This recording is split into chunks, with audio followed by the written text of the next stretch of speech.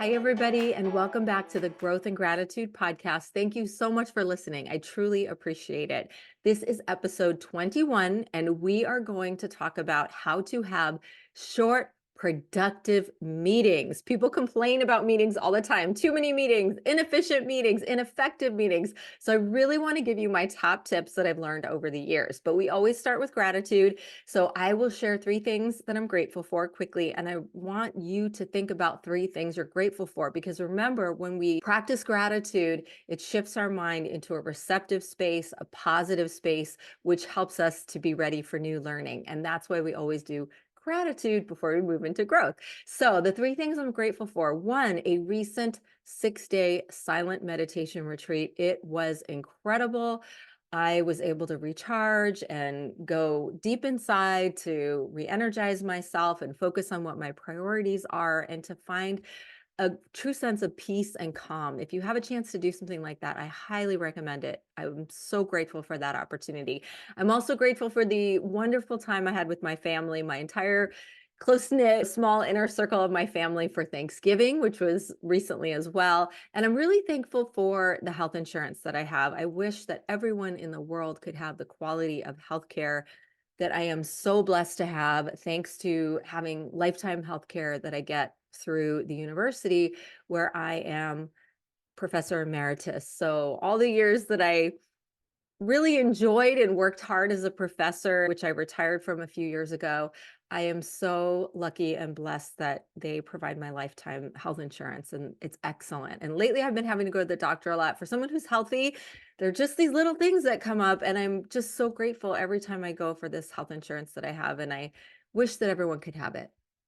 Now, we are going to move into talking about meetings, effective meetings. In academia, I taught organizational communication, so effective meetings was an important topic.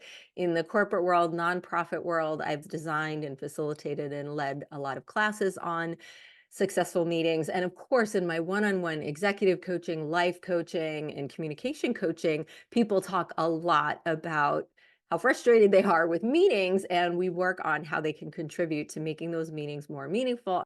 I did some research before putting my notes together for this conversation with you, and I'm sure you won't be surprised to hear that the majority of people report that attending meetings actually gets in the way of their ability to do their job. It should be the opposite. Meetings should help us to do our job. And also, I discovered that people are actually having more meetings now than we did before COVID. So the number of meetings happening in the workplace has increased between 2020 and now. So we really need to build this skill set. It's incredibly important for all of us. I'd like to break this into tips for before the meeting, tips for during a meeting, and tips for after a meeting. And I'm going to keep it short and sweet because that is the whole point. Before the meeting, set your beginning time, set your ending time, create a very concise but clear, specific agenda. What will be covered? What are the time frames that each topic will be covered? Who will be presenting or reporting? How much time will there be for questions and answers? And don't schedule meetings back to back. People need time in between for a bathroom break, to grab a cup of coffee, to finish a thought. If I have to be at a meeting that goes until 1 o'clock and I have to be at another meeting at 1 o'clock, even if it's a virtual meeting, I don't have any time in between to shift gears mentally and physically. So don't schedule meetings back to back. Always have a meeting facilitator. Have somebody who's there to lead, who's there to make procedural suggestions, who's there to make sure that people stay on track, to make sure that everyone is contributing, and make sure that person is a skilled facilitator. If you don't have someone, bring someone in. I've had many clients hire me to come in and facilitate meetings virtually or in person so that they don't have to worry about that, because it is such an important set of skills and practices to keep the meeting on track. And make sure the time limit is realistic. You don't want to run out of time and only have covered half of what you plan to cover in the meeting. Really think about how much time you need, but keep it as concise as possible. By the way, all of the suggestions I'm making apply to either team meetings, large group meetings, or even one-on-one meetings. Some of the language I'm using is probably more team-based, but you can adapt every tip I'm giving you for an individual one-on-one meeting, a performance review, any kind of conversation. Moving into my tips for The meeting itself. I'm so excited to share with you a model that I've taught for decades and that I love. It comes from Development Dimensions International, and it's part of what they call the interaction process. And it's 5 steps for effective meetings. Here they are. Number one is open. Open the meeting with a very specific statement of what you're there to accomplish and why it matters. Don't leave people wondering. Don't create an opportunity for people to go off track and talk about the things that they want to talk about. Make sure people know why you're there, what you're there to achieve. What is the goal by the end of the meeting?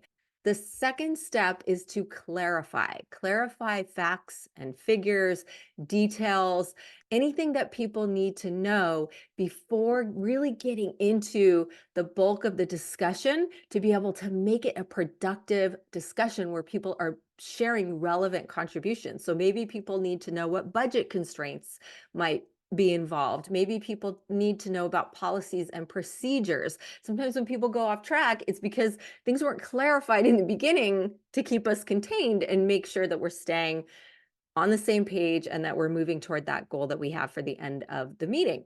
Step three is develop. That's where we really get into the brainstorming or the strategizing or the problem solving, whatever it may be, coming up with how we'll actually delegate tasks for a project, the specifics of what we're there to achieve in the meeting. We brainstorm, we discuss, and then we start narrowing that down to come to step four, which is agree. How many of you have been in a meeting? I have unfortunately been in many where lots of great ideas were generated and people were excited and people had creative ways of fixing things and strategizing about things. And then nothing was actually agreed to. So, step four, agree, is essential. That's where you decide and you state who will do what by when. Bridget is going to make these calls and then come back and report to us what the customer said. And Jose is going to start a committee to figure out how we're going to implement this new procedure. Everybody knows exactly what they're going to go off and do, and by when they need to report back on that or what follow up will be in place to make sure that it happens. And step five is simply close. That can be a brief summary of what was agreed to, of how the goal was met, of what was accomplished in the meeting. It could be a sentence or two, or if there's a lot of confusion still or still questions, that might be a time to really take more time with the closing and say, okay, let's make sure we're all on the same page. Let's summarize the different segments of what we discussed. You can ask others to summarize. You can summarize. You don't have to be leading this meeting, by the way, to be helping to rein it in and help keep it on track. You can gently lead people in the direction of these suggestions that I'm making. Now, after the meeting, that's simple. Document what was agreed to. Don't expect people to remember. Research says that at best, people remember about 25% of everything that they hear as time goes on, 2 days and beyond. So you've got to document, send an email, quick bullet points. This is what we agreed to. These are the deadlines. These are the dates. And then follow up. Put a note in your calendar to follow up and make sure that people are doing what they agreed to, that you're offering support, that everything is happening the way it should, according to what occurred in the meeting and the goal that was reached at the end of the meeting. So, those are my top tips for having effective, efficient, short, clear, and concise meetings where people are not wasting their precious time. Why is this so important? Because your time is valuable. You don't want to spend any more time in meetings than necessary. You want to make them as pleasant and productive as possible. So, I've given you my top tips. I hope that you'll put these tips into practice to make your life easier. I hope that you'll share this episode with colleagues, whether you share the video or the audio recording. Spread the word. We can save a lot of time and a lot of frustration by having productive, short meetings. Thanks for listening or watching, and I'll see you next time.